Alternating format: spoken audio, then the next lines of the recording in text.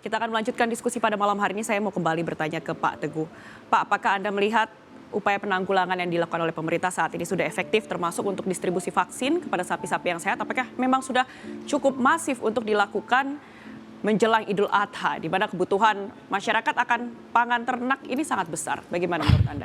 Saya tidak punya hak untuk melakukan satu evaluasi ya. Karena ini, tapi saya yakin Pak Agung sebagai Dirjen sudah membuat perencanaan.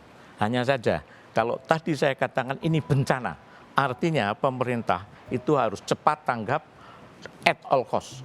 Ini tidak murah. Ya. Harus segera mungkin melakukan upaya-upaya yang konkret. Oke. Sebagai gambaran sedikit aja, Ya. di Inggris tahun 2001, waktu ada outbreak PMK, 600.000 ekor sapi itu dimusnahkan, 4 juta domba dimusnahkan. Dia nggak punya pilihan lain, Ya. stamping out. Nah, artinya kita tidak akan sampai seperti itu. Tapi keberanian-keberanian politik pemerintah untuk mengamankan yang masih sehat ini, itu juga costly. Oleh karena itu, pertanyaannya, kita kan nggak punya dana tanggap darurat. Waktu terjadi PMK, masih dicari anggaran ke DPR. Sapinya udah pada sakit mati, anggarannya belum turun. Misalnya seperti itu. Nah, ini saya kira kalau pertanyaan tadi seperti itu, ini waktunya pemerintah harus all out. All out.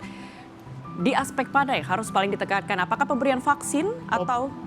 Vaksin itu hanya salah satu bagian, tapi juga cara-cara lain juga pokoknya ya memang sudah disusun saya kira SOP-nya. Tadi Dirjen sudah mengatakan sudah ada SOP, itu aja laksanakan. Tapi ini pihak lain, kalau Menteri Keuangan Presiden tidak ikut campur menyangkut masalah ini, itu nanti kasihan tuh Dirjen Peternakan. Oleh karena itu dukungan finansial untuk pelaksanaan ini harus Harus all out. All out. Oke, baik.